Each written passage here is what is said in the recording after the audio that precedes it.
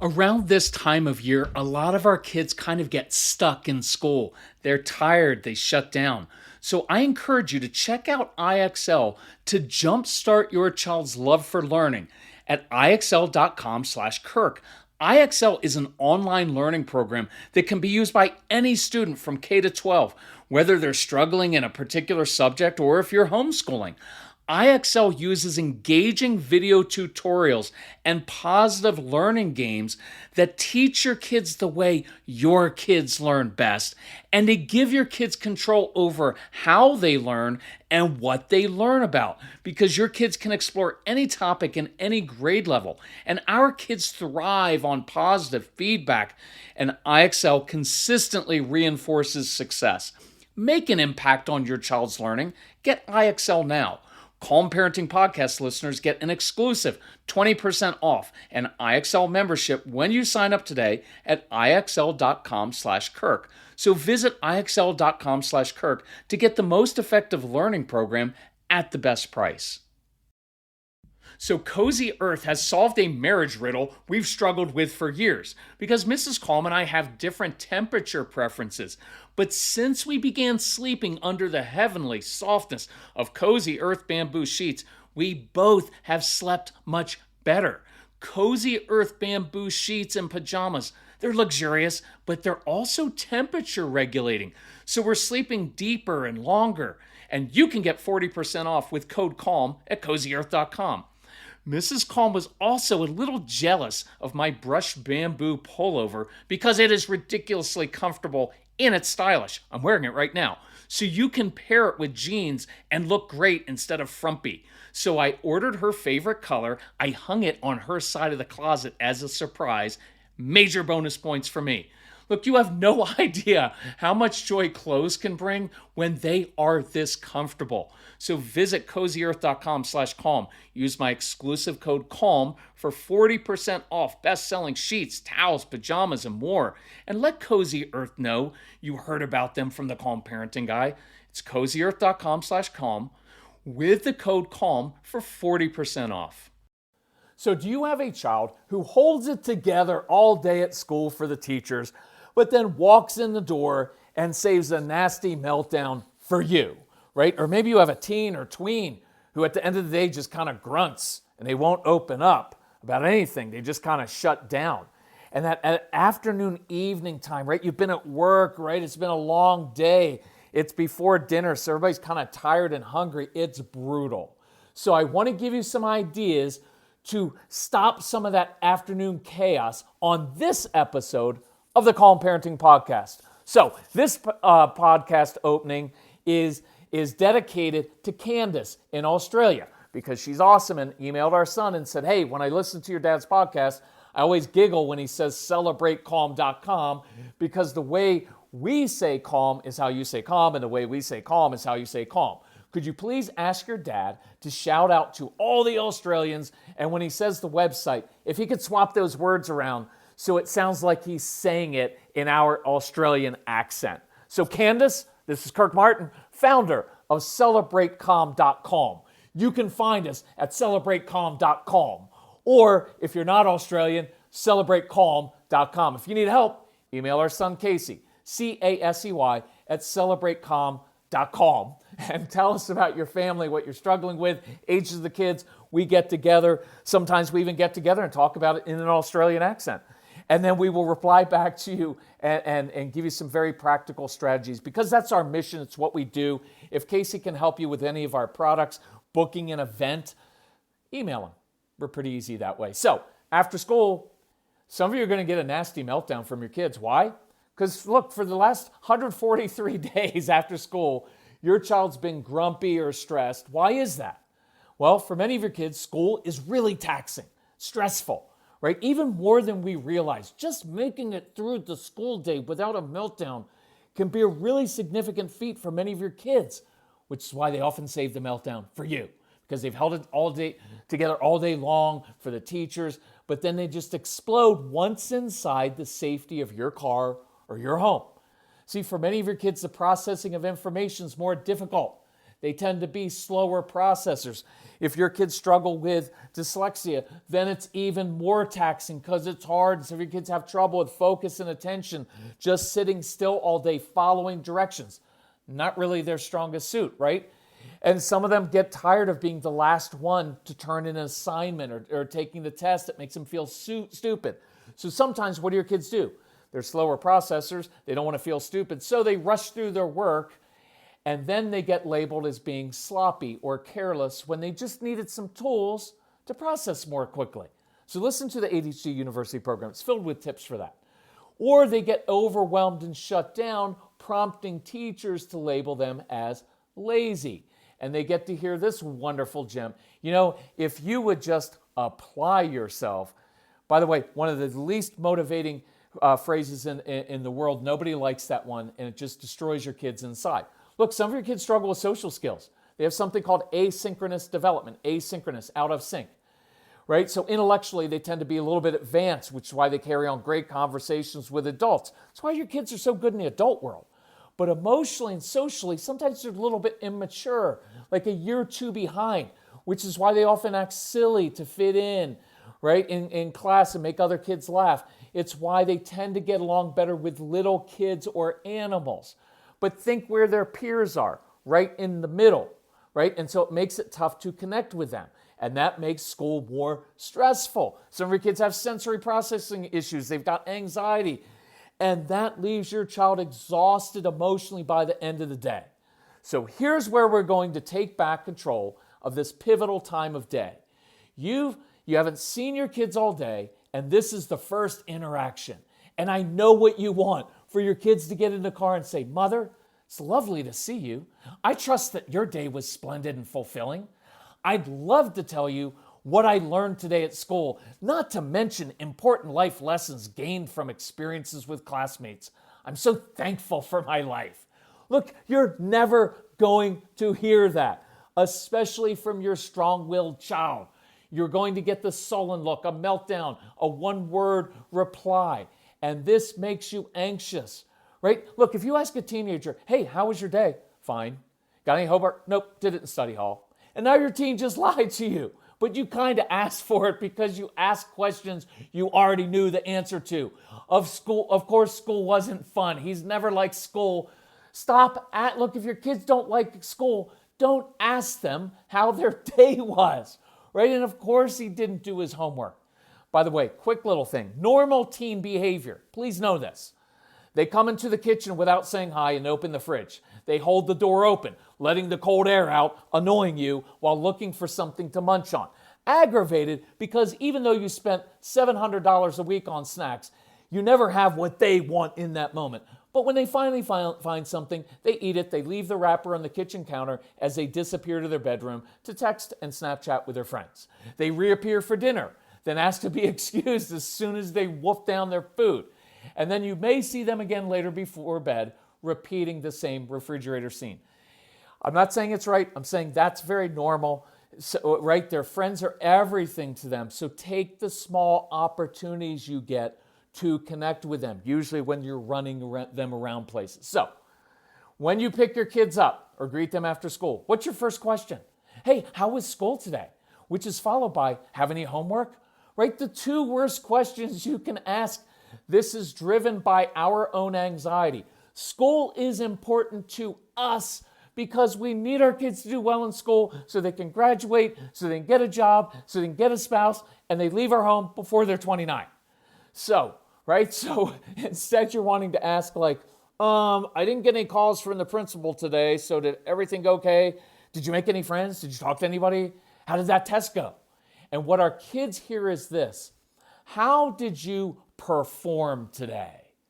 How did you perform today in that environment that pretty much exploits all of your weaknesses and doesn't play to any of your strengths? See, when you ask those questions, you get the same responses.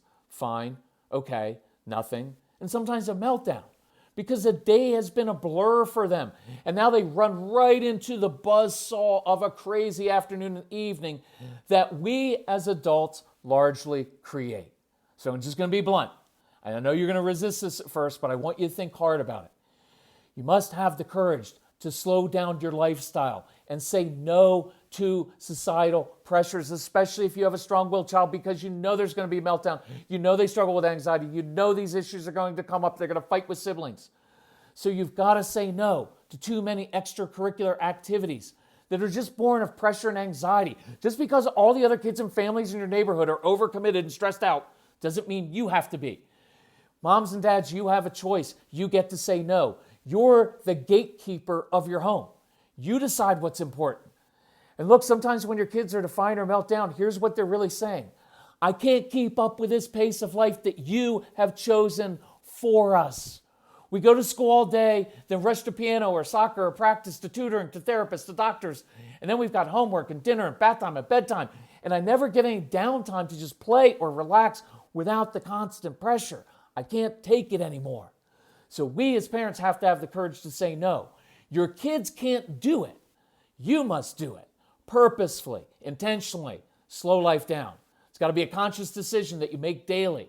Because if you don't, you're choosing some chaos because it's against human nature to rush like we do as modern families, right? You can't do it all. So what are you going to do to slow your life down, to create more simplicity, to focus on what's really important, which is building relationships, encouraging curiosity. So make a plan, make some tough choices, cut some things out. Give your kids some ownership of those choices. Sometimes you can even ask them like, hey, do you want to run around like this, or would you just like have a little bit of downtime? See what they say. Now, this isn't time to just sit and be on their screens all day. See, when we as adults run around like chickens with our heads cut off, creating drama over everything, it's no wonder that our kids have so much anxiety and they ride this emotional roller coaster. So I want us to be the grown-ups, to be the adults, to make the tough choices. It's your family. Do not allow the neighbors to determine your lifestyle, because they don't have to live with all the meltdowns that you do. So let's geek out together for a minute over gut health, because I'm really into this. I just learned that prebiotics are the food that help fuel the growth of healthy bacteria, the probiotics, in your gut. So you have to have both. And that's why AG1 helps my digestion, calms my stomach, and keeps me regular. Look, I've loved my morning AG1 routine for years, long before AG1 became a wonderful partner to the podcast. It's a quick, easy win because I start my day with 75 vitamins, probiotics, prebiotics, and whole food sourced ingredients. I just don't have that stomach distress anymore, where that bloating, that kind of interferes with your day and puts you on edge. Plus my weight is down. I've got energy for this hiking season. I'm drinking my AG1 right now while I'm recording this, and I think you should as well. AG1 is offering new subscribers a free $76 gift when you sign up. You'll get a welcome kit, a bottle of D3 and K2, which I love, and 5 free travel packs in your first box. So check out drinkag1.com/calm to get this offer. That's drinkag1.com/calm to be kind to your gut. So when you and your kids get home, and some of you, it's you're coming right from work to pick them up. You might be picking up from daycare. It might be from school. It might be after practice. You might be a stay-at-home parent, and you may be picking up. It's all different. It doesn't matter. Welcome your kids into the afternoon or evening in a calm way. Connect with your child first by asking a question about something they are interested in, not school, not homework. What are they interested in? Ask them about that.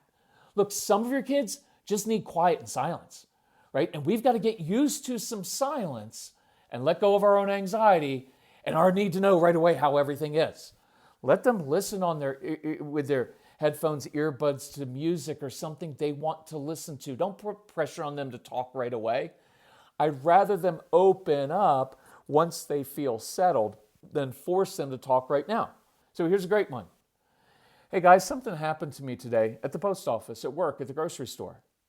And I'm curious, what would you do if you were in my situation? See, kids get told what to do literally all day long at school, and then they come home and now it's chores, homework, practice, doctor's appointments, dinner, shower, bedtime.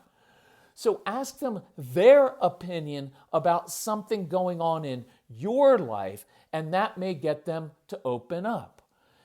Right? Connect. Sit down for 3 minutes. I'm going to hit this 3 minutes. Just think 3 minutes. Do an activity together. even before you get everything productive completed. Play a game of checkers or Uno, color, plan a fun outing, something with no pressure, no anxiety. If you can, get outside with your kids, right? Go for a walk in the woods, by a stream, walk the dog, play catch, kick a soccer ball back and forth, right? Play ding dong ditch. I don't care. Just get some exercise if you can. Vigorous exercise, super important for your sensory kids. It burns off anxiety, stimulates the brain. By the way, doing homework after vigorous exercise, hugely important. I don't care. Sit on the front porch and have a snack together. But let some of the anxiety and pressure of the day roll off of them, right? So, treasure hunt. Love treasure hunts, right? Kid comes home from school. This is not middle school and high school kids so much. But little kids, give them a treasure hunt. Hide something. Say, hey, hid your favorite toy, hid a snack in the backyard. Bet you can't find it. Right? Kids love problem solving. It burns off some energy, gives some fresh air. You meet some sensory needs. You create a success right away. Now, here's another twist. You can ask your child and say, hey, why don't we hide something so when mom gets home from work, she's got to find it. Kids love stumping their parents, right? It's tough. So look, part of it is making that transition from work to home, because many of us, like me, I like things to be just so. All the project managers and engineers out there, right? You want their house to be in order, right? To have the kids quiet, behaving perfectly. The problem is life doesn't work this way. See, at work, you can write a memo and tell a subordinate what to do. We get to fix problems and experience immediate satisfaction and accomplishment at work. But for some reason, your spouse and kids don't read your memos, and your kids don't always follow your orders. And by the way, how do you measure job performance as a parent? That makes it really tough. So sometimes I would stay at the office longer because it's much more comfortable, stable environment for us, right? So here's our measuring stick for success as a parent. It has nothing to do with your kids' behavior. Instead, our performance as parents is measured by our behavior. Can you control yourself and be the calm in the middle of the storm? So on the way home from work, begin to think this thought. No matter what is going on at home, whether the kids are out of control, toys are over the floor, whether my spouse is upset, my job is not to control everybody else, it's to control myself, right? Instead of you needing them to be just perfect, you are going to be the leader who brings calm into your home. See, it's a very powerful mindset. It's not easy, but it's powerful, and it's the only thing that works anyway, because yelling at the kids and snapping at your spouse doesn't work and only makes things worse. So instead of you needing them to behave a certain way, they need to be able to count on you, right? So here's a few tools you can use to set a new tone in the evening when you walk through the door. This is that treasure hunt thing. I love this one. When you get home, grab some loose change out of your car, swing open the front door and yell, treasure hunt, right, in a fun tone. And as the kids run out the door, throw a bunch of change into the front or backyard, because kids love treasure hunts, especially when it's real treasure. And watch the kids run outside and look for the money. While they're doing that, you can double lock the front doors and barricade yourself inside for 3 minutes so you can breathe, right? Have them, look, I don't care if it's dark. Have them run and grab flashlights. Flashlights are fun. Anything with a flashlight is usually fun, okay? Unless you lost power this winter and you're freezing to death. Encourage them, praise them while they're scampering to find the change. See, it creates a different mood, right? And that only takes 7 or 8 minutes. But then you get them out of the house, fresh air, exercise. Maybe when you come inside, they can dump the change they found into a family fun jar and you save that for a special event.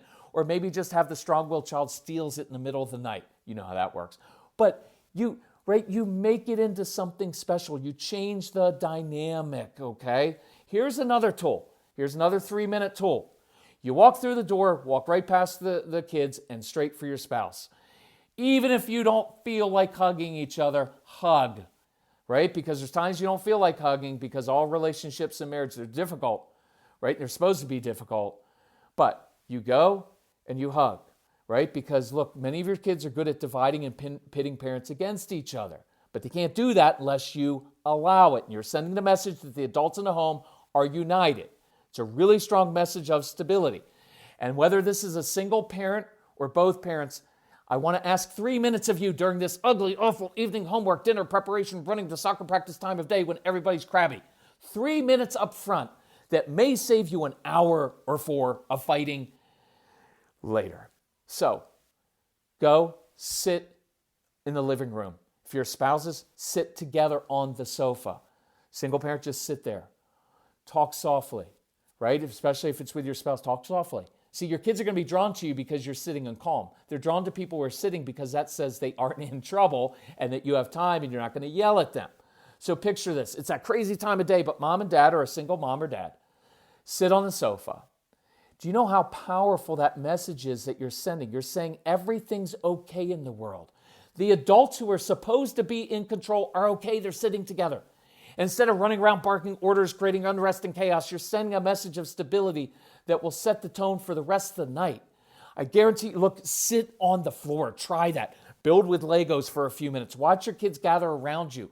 Ask about their interests. Let them talk, share with you, laugh, smile, praise them, right? And then once it's there, you can say, guys, listen, we've got a really busy night because we've overscheduled you. So here's what we're going to do. Son, you and I, we're going to get started on dinner while mom and daughter go get X taken care of. In 34 minutes, we take off. But now I'm doing it from a place of me being in control of myself, and we've already connected. See, when you have a ton of things to complete, from dinner to homework to soccer practice, if you take those 3 minutes when you get home to sit, watch how much connecting leads to more cooperation, more compliance, okay? Right? Now look, teens are not going to come and sit on the floor with you, right? They're going to be doing their alone time thing, but you can always go up to their room, knock on their door to show some respect and honor their privacy. Go in and sit down, and don't stand at the door telling them to come for dinner, do their homework, right? You have every right to do that, but you're just going to get pushback or silence. So sit down, ask them something about their day, what they're doing, right? I don't like all the social media stuff. I hate all that stuff. But I've learned to ask positive questions about Casey's friends and take an interest in his passions before getting to my passions, i.e. the chores I want done, right? Look, that blob sitting over there is not just your pawn or employee. That is your son or that is your daughter, and your goal is to build a relationship, not just be productive. See, if you build the relationship, you'll get them to do things and be more productive. And I encourage you, resist that urge to lecture your teenagers. They already know right and wrong by now, and they're just tuning you out, right? So instead, model the behavior you want your teens to follow. See, next time you're tempted to lecture, say this instead. Hey, you know what, son, I get what you're saying. You know what, I might have some thoughts on that topic or that subject, so if you want to come grab me later, I'll be glad to talk to you about it. And then get up and walk away.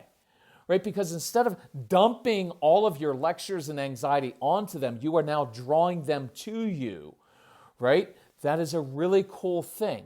So, here's another one.